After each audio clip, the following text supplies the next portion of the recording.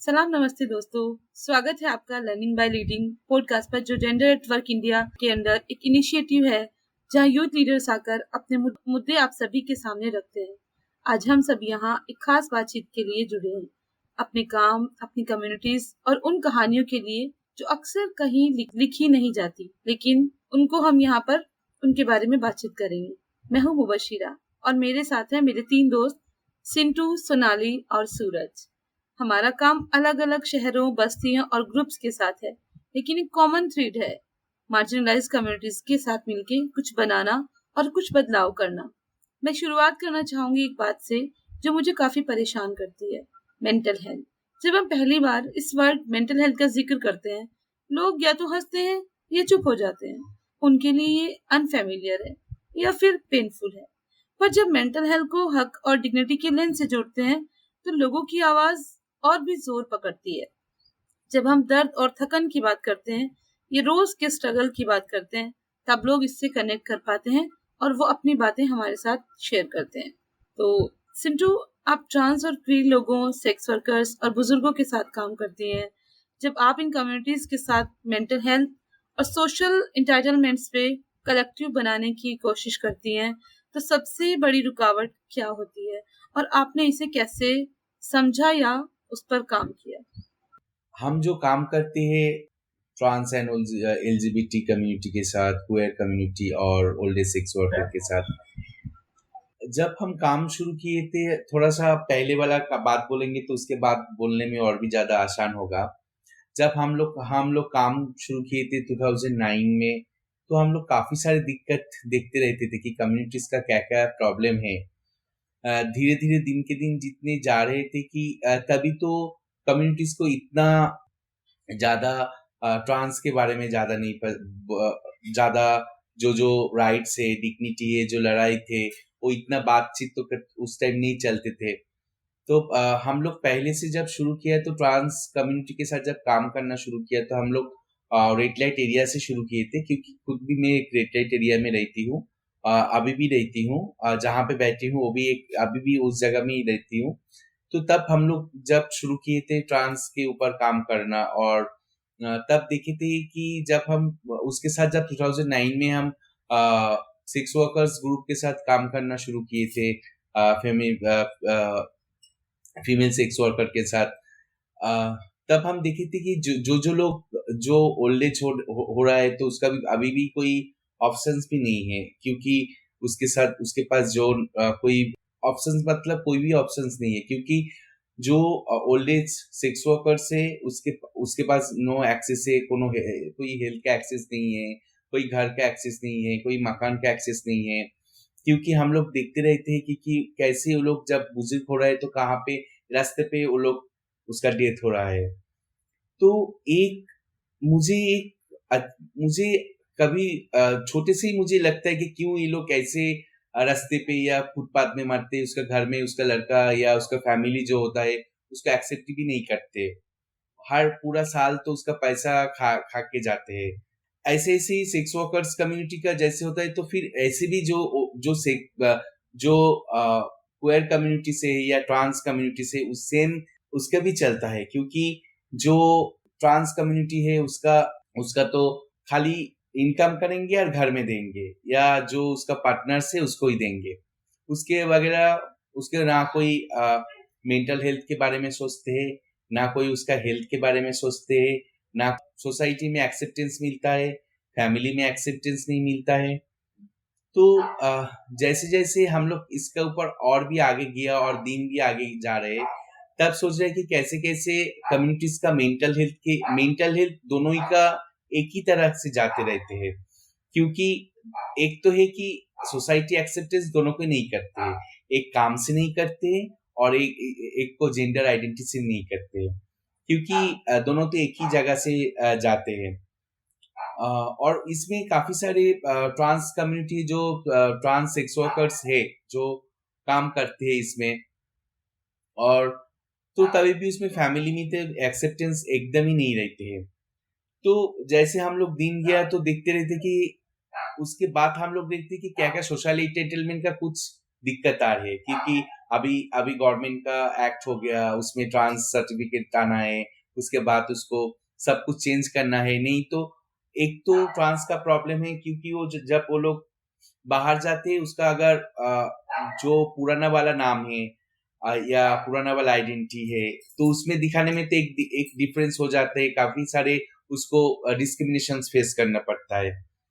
तो ऐसे हम लोग जब ट्रांसजेंडर के लिए ट्रांसजेंडर कार्ड बनाना शुरू किया, उसके साथ तो अभी भी एक दिक्कत है आधार कार्ड, क्योंकि आधार कार्ड में सब कुछ एक तो आधार कार्ड ने बोला कि आधार कार्ड डिपार्टमेंट के जो है उसमें मिनिस्ट्री में जो है उसमें बोला कि ट्रांसजेंडर तो ट्रांसजेंडर सर्टिफिकेट से ही उसको आधार कार्ड मिल जाएगा।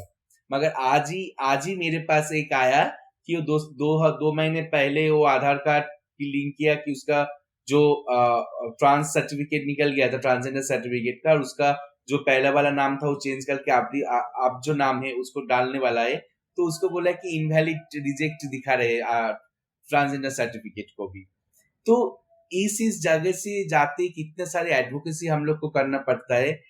पॉलिसी मेकर के साथ हम लोग बात भी करते हैं, मगर ज्यादा तो कुछ नहीं हो पाते हैं, क्योंकि इतना सारे प्रॉब्लम्स है। ग्रास रूट मार्जिनलाइज कम्युनिटी के काफी सारे प्रॉब्लम है। एक तो उसका आइडेंटिटी के लिए, और दूसरा जो सेक्स वर्कर्स का जो हम लोग इंटाइटलमेंट बात बोल रहे थे, सेक्स वर्कर को लोग तो काफी सारे एडवोकेसी नेटवर्क एडवोकेसी के मतलब से, क्योंकि उसका एक तो है जेंडर में कोई दिक्कत नहीं है, जेंडर में तो फीमेल है, तो उसका तो जल्दी हो जाता है फीमेल आधार कार्ड या वोटर कार्ड।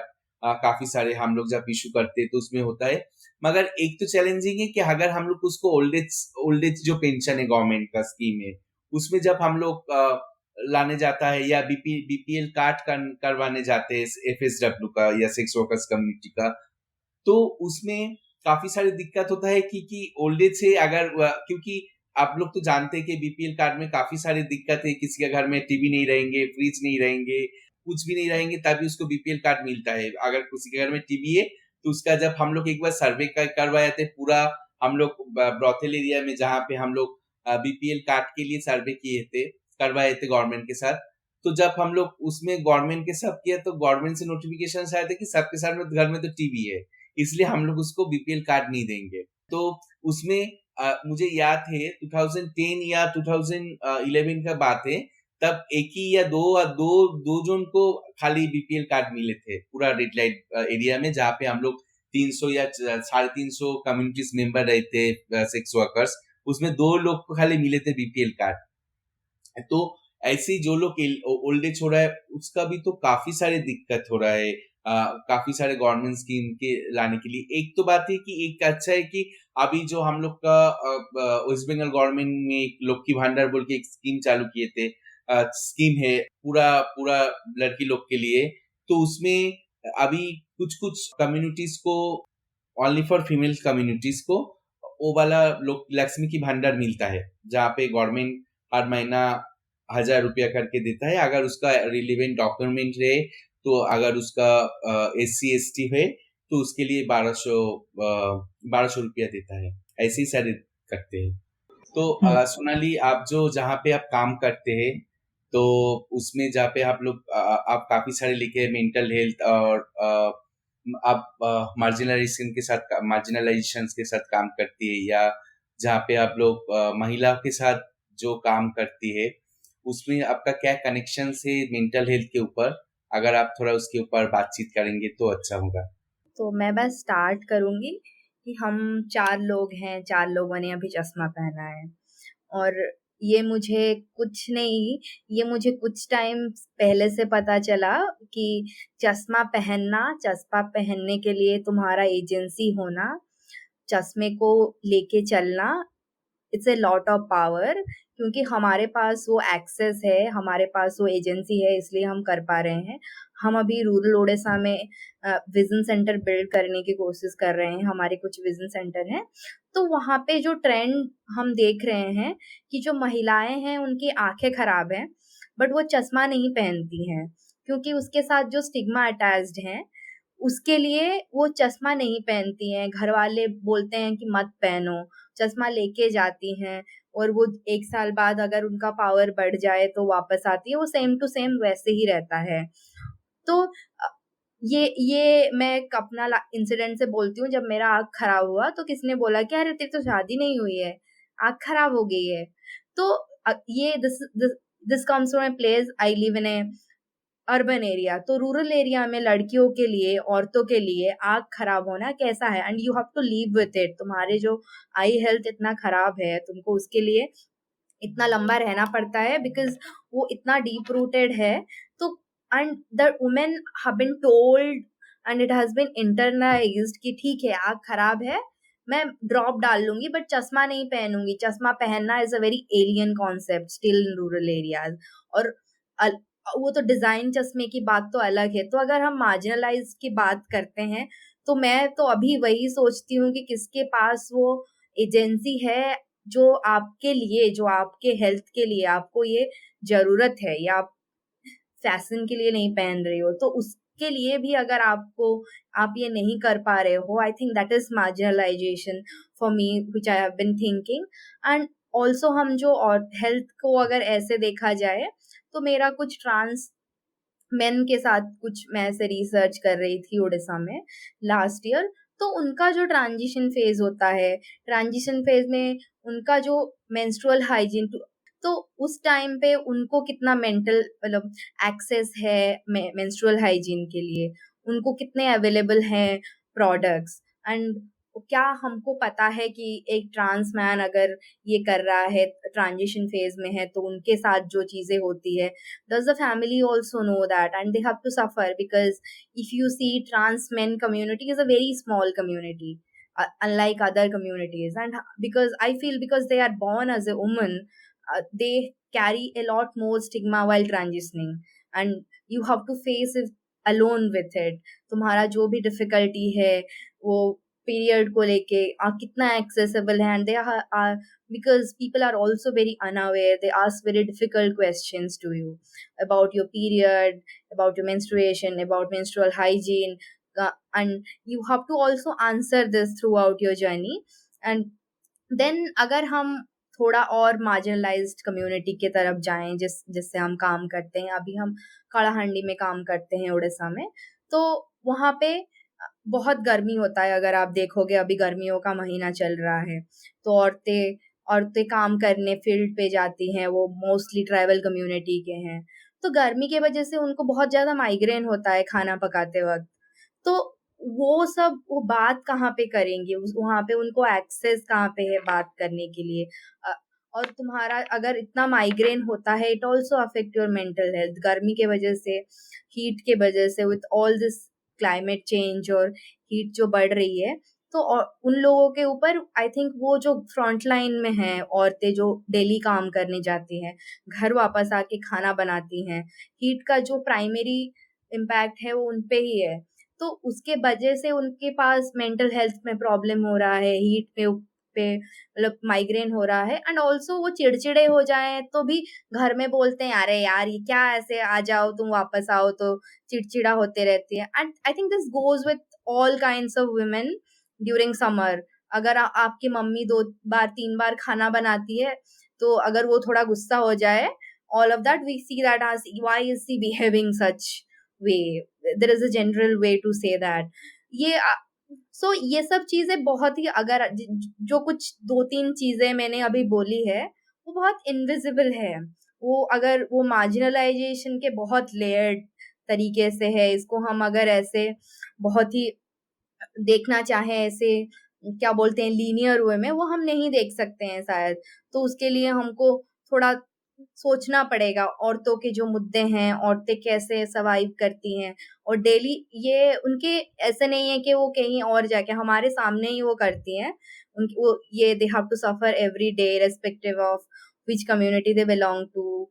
तो ये I think it goes on, and ये सब इनविजिबल इशूज आई थिंक, जैसे मैंने बोला चश्मा पहनना, ये ऑल्सो तुम्हारे मेंटल हेल्थ को अफेक्ट करती है।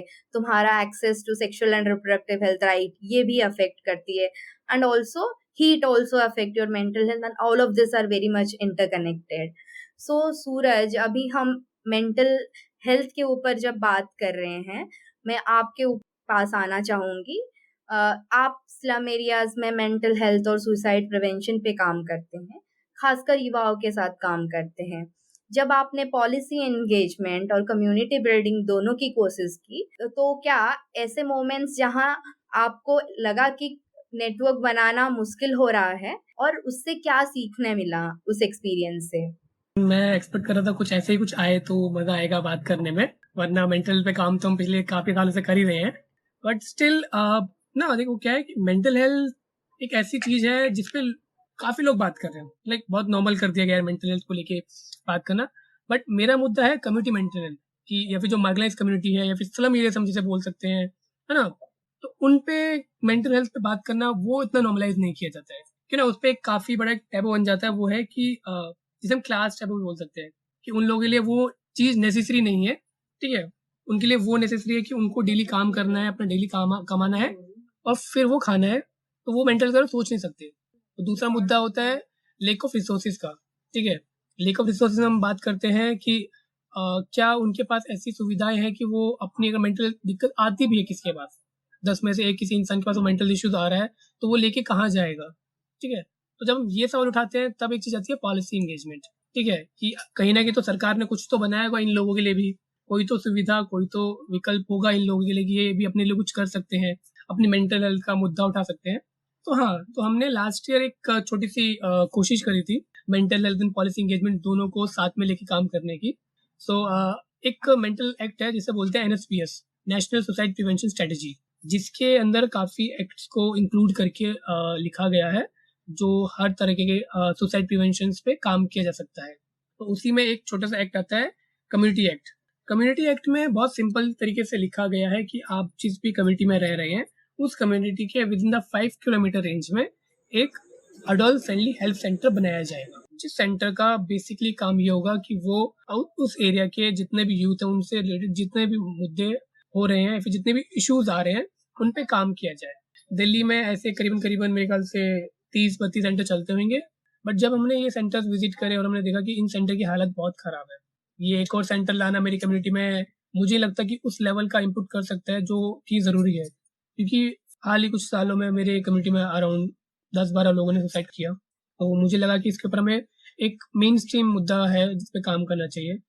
तो हमने एक पॉलिसी एंगेजमेंट का चेन बनाया, जिसमें उस चेन के अंदर हमने हर एक लेवल के पॉलिसी मेकर्स को इन्वॉल्व किया।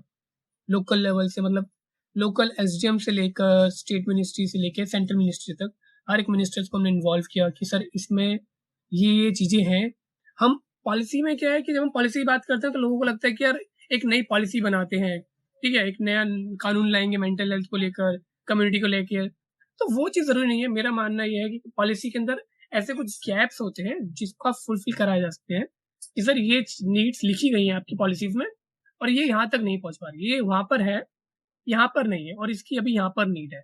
तो हमने वही कोशिश करा था। हमने सेंट्रल मिनिस्ट्री के साथ एक छोटा सा प्लान किया और एक सेंटर को स्टेब्लिश किया, जिसके अंदर हमने इभास जो दिल्ली का साइकियाट्रिस्ट डिपार्टमेंट है वहाँ से हमने कुछ डॉक्टर्स की टीम लेके आए और एक दिल्ली का first community based mental counselling centre establish किया, जिसमें हर हफ्ते डॉक्टर्स आते हैं इभास तरफ से।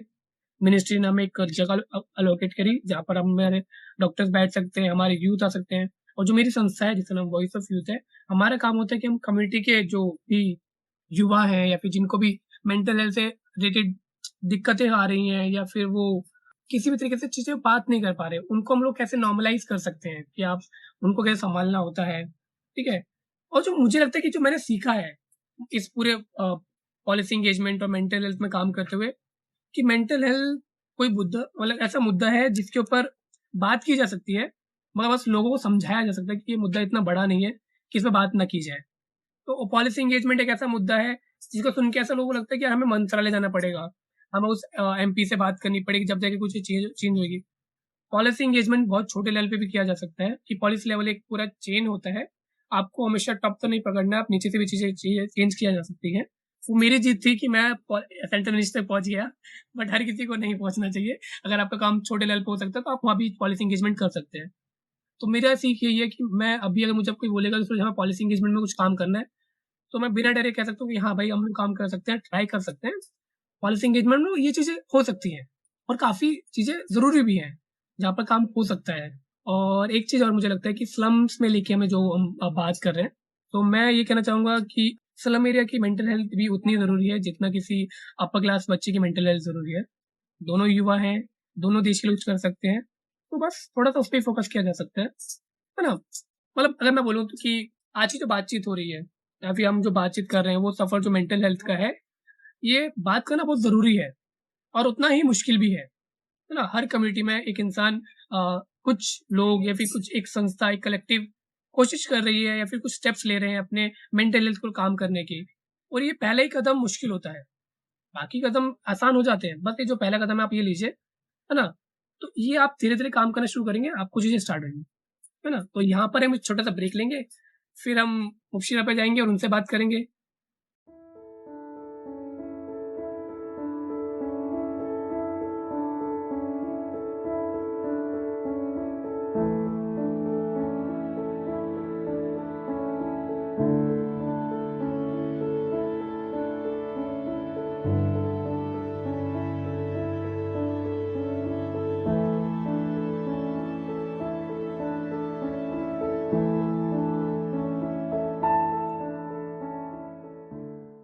मुबशिरा मैं आपसे पूछना चाहूँगा जो आपने मुस्लिम दलित महिलाओं के साथ काम किया है, खासकर एजुकेशन पे या फिर जीबीवी पे और मेंटल हेल्थ को लेके, ठीक है? आपके लिए मेंटल हेल्थ का मुद्दा को लेकर कम्युनिटी में आस-पास के लोगों का कैसा अनुभव था? क्या चैलेंजेस आए और लोगों कैसे रिस्पॉन्स किए हैं? जब मैं जैसे मैंने यहाँ बताया कि हम मुस्लिम और दलित लड़कियों के साथ में काम करते हैं, महिलाओं और लड़कियों के साथ में। तो जब हम कम्युनिटी में अभी 2022 में 2021-22 में मैं जेंडर वर्क के साथ में काउंटर बैकलैश एक प्रोजेक्ट है, उस पे काम कर रही थी। तो जब उस प्रोजेक्ट में मैं काम कर रही थी तो 2014 के बाद जिस तरह की जो राजनीतिक चीजें हुई एक किसी एक स्पेशल धर्म के साथ में, तो उस पर जब हमने काम किया तो मुझे ज्यादा मौका मिला मुस्लिम महिलाओं के साथ बात करने का। हम काम करते पर उस वक्त मुझे लगा कि हमें मेंटल हेल्थ पे बात करना बहुत जरूरी है मुस्लिम महिलाओं के साथ में, क्योंकि अभी तक हम अगर देखा जाए तो सबसे ज्यादा इफेक्टेड वही हो रही है। उनकी मेंटल हेल्थ इस वक्त बहुत ज्यादा खराब है अगर एक तरह से देखा जाए, क्योंकि जब मुस्लिम महिलाओं के साथ में दो तरह का मतलब दोहरापन देखने को मिलता है। सबसे पहले तो वो अपनी कम्युनिटी में, जब मैं अगर बदलाव की बात करती हूँ तो सबसे पहले तो मुझे अपनी कम्युनिटी से ही लड़ना होता है कि एज अ मुस्लिम वुमेन मैं बाहर जा रही हूँ, मैं फ्रीडम की बात कर रही हूँ, मैं अपने राइट्स की बात कर रही हूँ। ये बहुत बड़ा चैलेंज होता है। सबसे पहले तो अपने आप में मैं खुद एक मेंटली ट्रॉमा से निकल के इन चीजों पे काम करती हूँ। लेकिन फिर दूसरी ओर देखा जाए तो एक एज अ कम्युनिटी, अगर हम कम्युनिटी में मुस्लिम और दलित कम्युनिटी में जा रहे हैं तो वहां पर हमारे साथ दूसरी तरह का भी ये होता है। तो ये दोनों चीजें मिलाकर अगर देखा जाए तो हमें समझ आया, हमें लगा कि हमें मेंटल हेल्थ पे बात करना बहुत जरूरी है।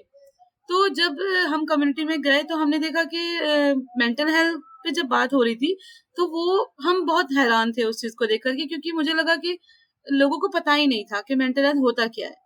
और मेंटल हेल्थ उनको लग रहा था कि ये कोई, जब हमने धीरे धीरे इस पे थोड़ा खुल के बात करनी चाहिए तो उनको लगा कि ये हम किसी पागलपन की बात कर रहे हैं, और वो इससे बिल्कुल बोलने को तैयार नहीं थे, क्योंकि मेंटल हेल्थ उनको लगा कि ये अमीरों की शायद कोई बीमारी होगी।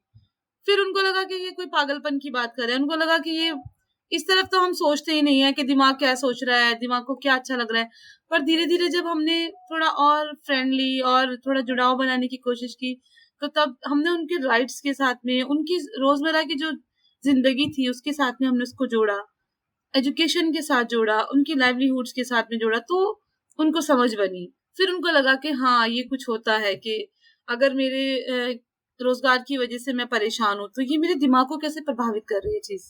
तो महिलाओं को लगा कि हाँ अगर मेरा पति बाहर गया है या मेरा बच्चा बाहर गया है, वो अपनी आइडेंटिटी एज अ मुस्लिम वो अगर बाहर है तो मैं परेशान हूँ उसकी वजह से, और ये चीजें मुझे परेशान कर रही है बार बार। मैं चाहती हूँ कि वो कहीं ना जाए, वो घर बैठ जाए, लेकिन मैं चाहूंगी कि वो कमा के लाए और वो हमें मुझे और मेरे बच्चों को अच्छी जिंदगी दे, अच्छी एजुकेशन दे पाए। उसके लिए उसे रोजगार करना होगा और उसे बाहर जाना ही होगा। तो वो चीजें जब मिलकर जब देख रहे थे और उस पर जब बात हो रही थी, फिर सबकी एक समझ बन रही थी, साझा समझ जिसको कह सकते हैं कि सबको लग रहा था कि हाँ ये चीज हो सकती है। फिर तो ये इस तरह से हम लोगों ने मेंटल हेल्थ पे बात करनी शुरू की। और जब अगर मैं चैलेंज की बात करूं तो इसमें बहुत सारे चैलेंज आते हैं। सबसे पहले तो रिसोर्सेज नहीं होते मुस्लिम और दलित कम्युनिटी तक। आप मेंटल हेल्थ के लिए क्या लेके जा रहे हैं, कैसे ले जा रहे हैं, वो रिसोर्सेज की बहुत कमी है, वो हमारे पास भी नहीं होता है कि हम वहां तक जा पाए।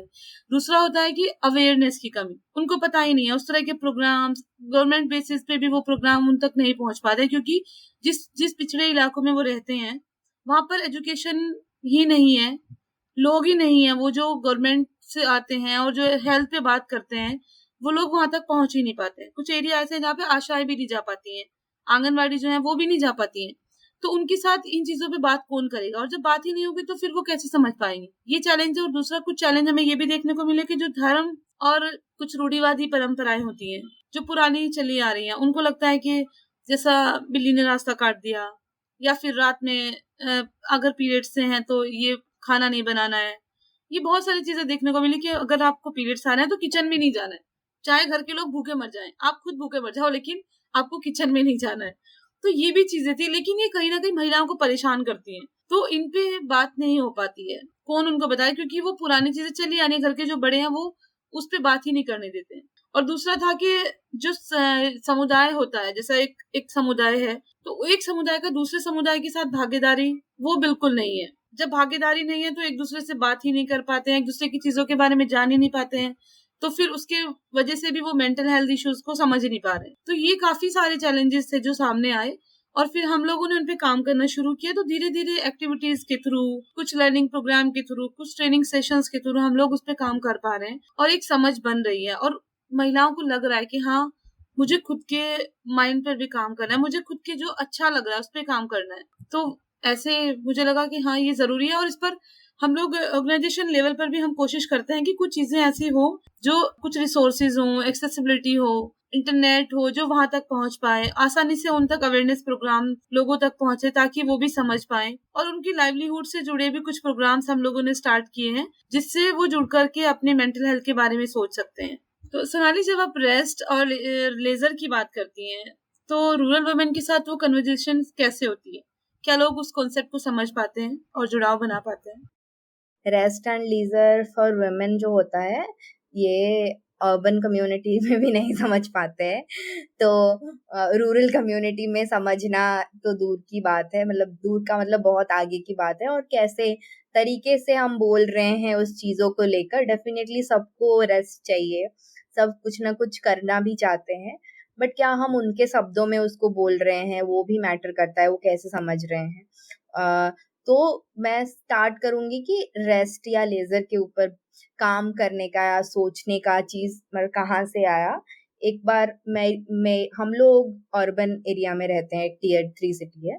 मेरी मौसी जो है वो गांव में रहती है, वो और वो एक दिन ऐसे, and she is also a working woman, और मेरी माँ भी is also a working woman, तो दोनों ही काम करते हैं दो, बट एक गांव में रहती है, एक सिटी में रहती हैं, शहर में रहती हैं। तो उस दिन, ये कुछ 4-5 साल पहली बात है, तो उस दिन मेरी माँ और मौसी बात कर रहे थे कि मतलब मौसी ही बोल रही थी कि कैसे उनके घर में आज खाना नहीं बना है। सब ऐसे उड़िया में जौड़खिया बोलते हैं, जौड़खिया is snacks that you eat, जौड़खिया खा के रहे हैं क्योंकि आज चंद्र ग्रहण था या सूर्य पराग, आई गेस चंद्र ग्रहण था उस दिन। तो गांव में जब ये तो बहुत सारे कम्युनिटी में होते हैं कि अगर जिस दिन चंद्र ग्रहण या सूर्य पराग होता है तो उस दिन खाना नहीं बनता है, औरतों के लिए टाइम होता है। तो बोल रही थी कि आज थोड़ा टाइम है, आज हम बात कर लेते हैं। बट मेरी यहाँ पे हमारे घर में भी खाना नहीं बना था, तो मेरी मम्मी भी फ्री थी। तो ये कैसे हमारे, ये जो हमारे कुछ कल्चरल एलिमेंट्स या रिलीजियस एलिमेंट कैसे औरतों को अपने के लिए टाइम निकालने के लिए एक स्पेस देती है। तो अभी मैं ऐसे सोच पा रही हूँ, उस टाइम पे मुझे ऐसा सोच आया कि क्या ऐसा भी होता है कि उन लोगों के पास टाइम ही नहीं होता अपने लिए टाइम निकालने के लिए, and how they are thinking it in a way that how ये आज ये नहीं करना है इसलिए हमको अपने लिए टाइम मिला है। तो औरतों को अपने लिए टाइम निकालने के बारे में, उनके रेस्ट के बारे में हम लोग कुछ टाइम सोचने लगे। तो फिर हमारा एक ऑर्गेनाइजेशन है सेफ उड़ीसा फॉर हर, तो उस पे हम कड़ाहंडी में वी वर्क वेरी सिग्निफिकेंटली।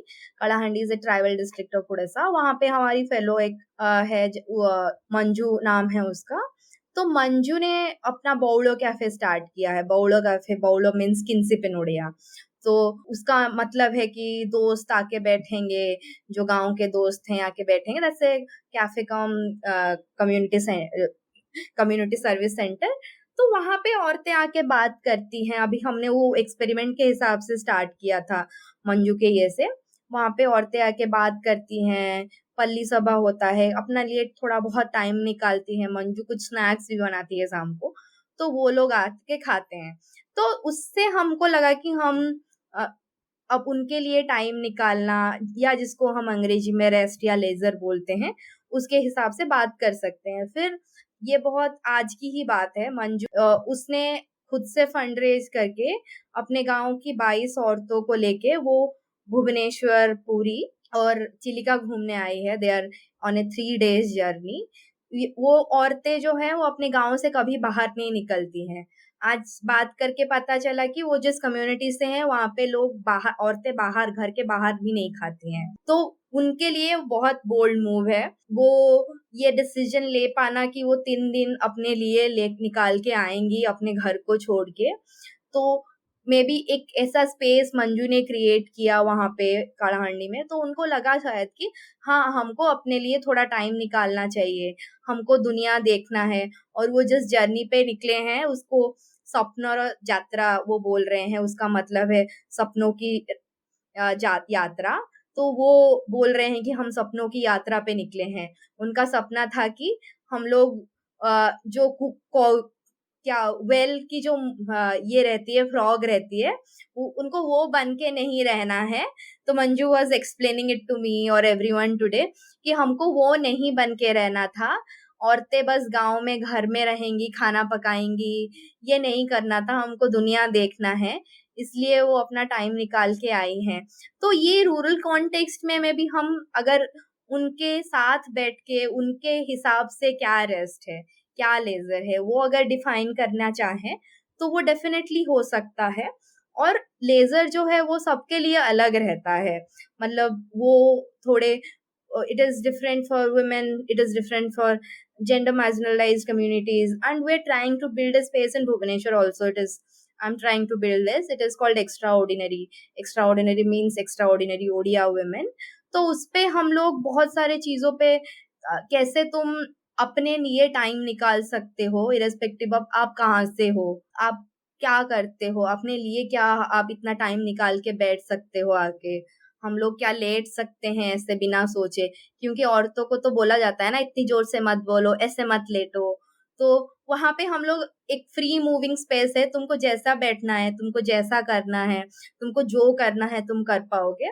तो we are trying to experiment this physical space also. वो भुवनेश्वर में बहुत छोटा सा स्पेस है, बट उसको हमने बहुत प्यार से क्यूरेट किया है, सबके एक्सपीरियंस के हिसाब से वो हम लोग बिल्ड करने की ट्राई कर रहे हैं। इट्स अ जर्नी, डेफिनेटली हम धीरे धीरे सीखेंगे, क्योंकि रेस्ट के ऊपर, लेजर के ऊपर इतना बहुत काम नहीं हुआ है। और आप किसी को जाके अगर बोलोगे भी तो वो बोलेगी क्यों ही चाहिए औरतों को रेस्ट, इतना तो घर में बैठी रहती है पूरा दिन, मतलब क्यों चाहिए।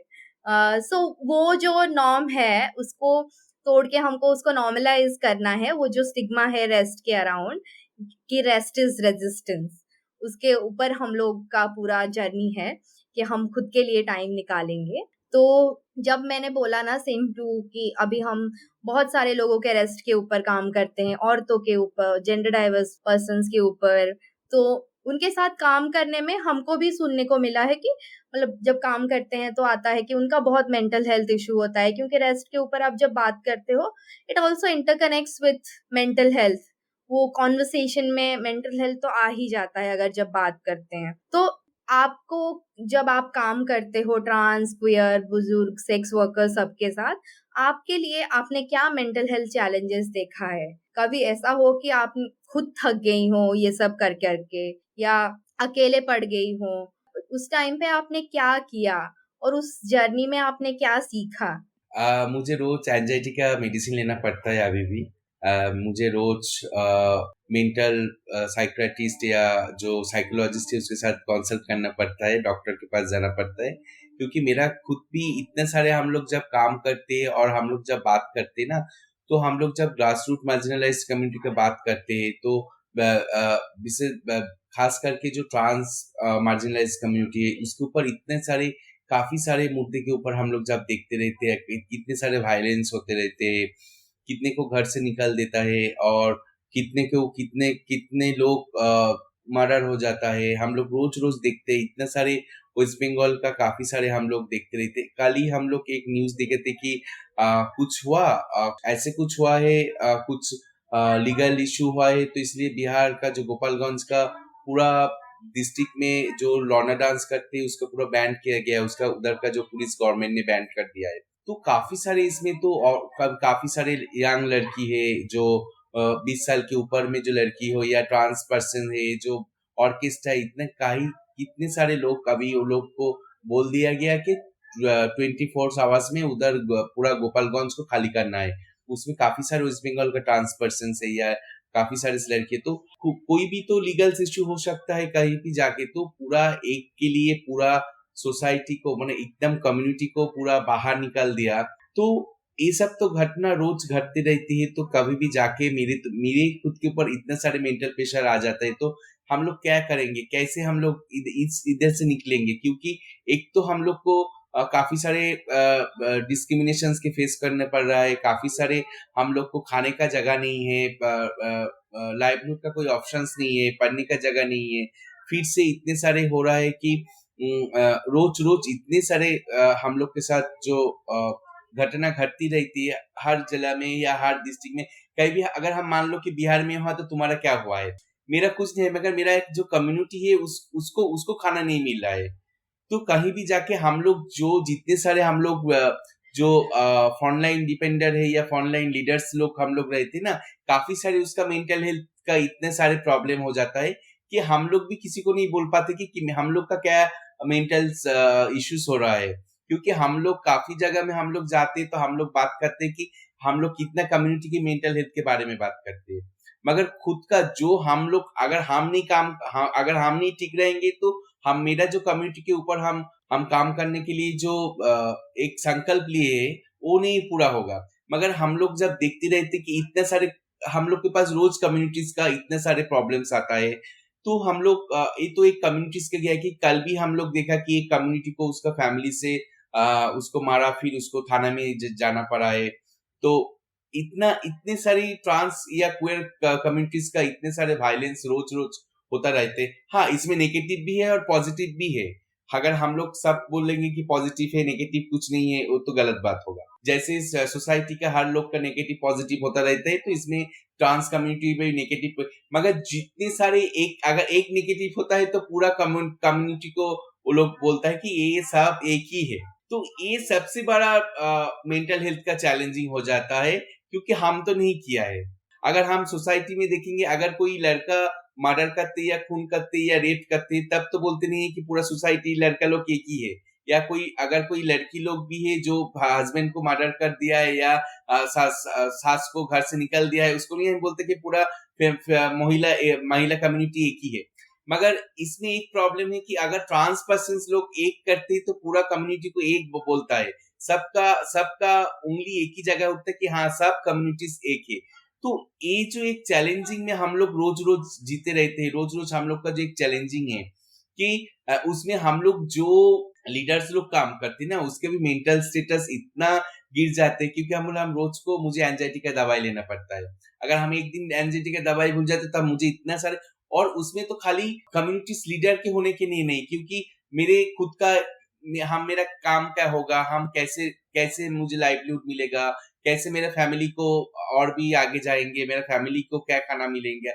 जैसे हम सोचते हैं इतने कम्युनिटीज को जो बेगिंग करते हैं या जो बधाई करते हैं या लौंडा डांस करते हैं, सबका तो फैमिली उसके ऊपर डिपेंडेंट हो जाता है। अगर काम नहीं मिलेंगे तो फैमिली नहीं खा पाएंगे, तो इस कम्युनिटी कहाँ जाएंगे और कैसे काम करेंगे? ऐसे ऊपर जब हम लोग चलते तो इतने सारे मेंटल प्रेशर आ जाता है। हाँ, क्योंकि और उसके साथ जो हम लोग बात कर रहे थे कि मुझे old age sex worker, same process में अगर हम लोग देखेंगे तो ओल्ड एज सेक्स वर्कर्स जो रास्ते में अभी उसको घर से निकल दिया, पूरा लाइफ जवानी में जितना कमाया सब उसको फैमिली को दे दिया है। अभी फैमिली उसको सपोर्ट नहीं करते, एक्सेप्ट नहीं करते, वो बाहर में जाते तो इधर रहते हैं तो उसको पैसा नहीं मिलता है, उसको खाने नहीं मिलता है, वो भीख मांगते हैं। तो इसके लिए उसका जो मेंटल स्थिति रहती है हम लोग देखते हैं, क्योंकि वो कहाँ जाएंगे, क्या करेंगे, किसके पास जाएंगे, क्योंकि उसके पास जाने का कोई जगह नहीं है और बोलने का कोई भाषा नहीं है उसके पास। क्योंकि अगर एक old age sex worker, young sex worker के पास जाएंगे भीख मांगने के लिए, तुम तो इतने साल कमाया, क्या किया, तो सबके पास तो एक ही क्वेश्चन है कि तुम क्या किया, मगर उसको नहीं पता है कि वो क्या करेंगे। क्योंकि लाइफ स्टेबिलिटी या उसका फाइनेंशियल स्टेबिलिटी कोई भी कम्युनिटी कर नहीं पाती जितने तक उसका फैमिली, उसको इतना सारे सबको फैमिली को सपोर्ट करना पड़ता है। तो trans community old age sex या सेक्स वर्कर्स कम्युनिटी को एक ही दिक्कत है कि वो लोग का फैमिली एक्सेप्टेंस एकदम नहीं मिलता है एकदम जगह में, मगर उसका पैसा का एक्सेप्टेंस मिलता है, बहुत मिलता है। अगर वो कमाई करेंगे देंगे तो उसका फैमिली एकदम बाबा क्या है, मगर वो क्या खा रहा है, उसका क्या हो रहा है, उसमें कोई दिक्कत नहीं, कहाँ से लेके आ रहे हैं वो भी कोई उसका इश्यूज नहीं है, मगर पैसा चाहिए। तो हम लोग इसके मुद्दे के ऊपर जब हम लोग बातचीत करते रहते तभी इतने सारे मेंटल इश्यू आ जाता है। तो और भी एक कम्युनिटीज का है जो प्यार करते हैं। अभी सूरज ने बोला था कि काफी सारे यंग सुसाइड्स करते हैं, तो इसमें काफी सारे क्वेयर या ट्रांस पीपल सुसाइड करते हैं क्योंकि प्यार का भूखा रहते हैं हर लोग। क्योंकि जब उसको कुछ लड़का को प्यार करते हैं तो ऐसे होता है कि लड़का को प्यार करते तो खुद का पूरा सब कुछ दे देते हैं उसको, जो पैसा कमा के लेके आते हैं वो भी दे देते हैं, जो पैसा लेते हैं उसके पास ऐसे होना है, उसके पास सब तब उसका सब एक गिव एंड टेक पॉलिसी करते हैं। जो लड़का उसके साथ मिलते हैं उसको तो प्यार नहीं करते, उसको पैसा को प्यार करते हैं, वो पैसा देते हैं, एक आईफोन खरीद के देता है या बाइक खरीद के देता है, उसका घर खुद का घर टूट गया उसमें कोई दिक्कत नहीं है, उसका पार्टनर का घर टूट गया उसको घर को ठीक करना है। ऐसे करके जब पूरा एकदम सब कुछ वो लोग डाल देता है, तब उसके पास जब कुछ फायदा नहीं पड़ते तब जाके वो भी सुसाइड कर लेता है, क्योंकि उसका मेंटल स्टेटस ऐसे हो जाते हैं। क्योंकि उस टाइम ना वो मेरी बात भी नहीं सुनते, उसका क्लोज फ्रेंड के भी बारे में बात नहीं सुनते, क्योंकि तब है जो पार्टनर उसका लाइफ में आया है वो जो बोलेगा वही सही है। तो ऐसे काफी सारे इस मुद्दा के ऊपर हम लोग बात करते, ऐसे ही चलते रहते हैं। आज के एपिसोड में हमने सुना कि मार्जिनलाइज्ड कम्युनिटीज के साथ मेंटल हेल्थ पर बात करना एक सादा काम नहीं है। ये एक ट्रस्ट बनाने या फिर उनको ऐसा स्पेस क्रिएट करना जहाँ पर उनको लगे कि ये वो जगह है जहाँ पर मुझे सेफ फील हो रहा है, जहाँ पर मैं अपनी बातें रख सकता हूँ, जहाँ पर मैं उन मुद्दों पे बात कर सकता हूँ ना जो मुद्दों पे लोग बात नहीं कर पा रहे हैं। हमने देखा है कि मार्जिनलाइजेशन के कई चेहरे हैं और मेंटल हेल्थ उन सब चेहरों के बीच एक इनविजिबल धागा की तरह काम करता है। चाहे वो दलित मुस्लिम महिलाएं हो जैसे कि मुशीरा में बताया है, या फिर क्यूयर कम्युनिटी या फिर ट्रांस कम्युनिटी की बात हो जैसे कि सिंटू जी ने हमें बताया है, या रूरल और स्लम एरिया यूथ की बात कर रहे हैं, सोनाली और मैं बात कर रहे हैं। एक कलेक्टिव बनाना के पीछे काफ़ी समझना पड़ता है, सुनना पड़ता है और फिर चलाना पड़ता है कि साथ में कैसे काम किया जा सकता है, वो चीज़ें कैसे दिखती हैं साथ में। मुझे लगता है कि हम सब एक सफ़र पे अलग-अलग मोड़ पर निकले हैं कि हम लोग एक एंड तो सेम है मगर रास्ते अलग-अलग ले रखे हैं। धीरे-धीरे कहीं न कहीं पहुँच ही जाएँगे। वो नीड है, वो सेम डिग्निटी है, वो स्पेस है, वो समझने वाले लोग हैं हमारे पास। तो मैं सूरज आपका धन्यवाद करता हूँ इस बातचीत के लिए, यहाँ पर हिस्सा बनने के लिए। ये जर्नी यहीं ख़त्म नहीं होती। हम इसके बाद यहाँ पर और भी बातें करना शुरू करेंगे, जो हमें लगता है कि काफ़ी ज़रूरी हैं। अगर आपको बातचीत मीनिंगफुल लगी या कुछ इश्यू है जो आपको लगता है कि बात होनी चाहिए तो प्लीज़ इसको शेयर कीजिए। हमारे पास लिखिए, आप मैसेज लिखिए, ठीक है? बताइए अपना अनुभव शेयर करिए, या फिर आप ऐसा कोई काम करते हैं जिसमें आपको लगता है कि ये चीज़ें सामने आनी चाहिए, तो हमें उसके बारे में बताइए। हम तक ज़रूर पहुँचेंगी ये चीज़ें और हम उस पे बिल्कुल साथ में करेंगे। तब तक के लिए प्लीज़ अपना ख़्याल रखिए, याद रखिए, कलेक्टिव पावर वही होती है जहाँ हम सब एक-दूसरे के सुनते हैं, समझते हैं और साथ में चलने की कोशिश करते हैं, वहीं एक कलेक्टिव बिल्ड होगा। धन्यवाद, जिंदाबाद साथियों।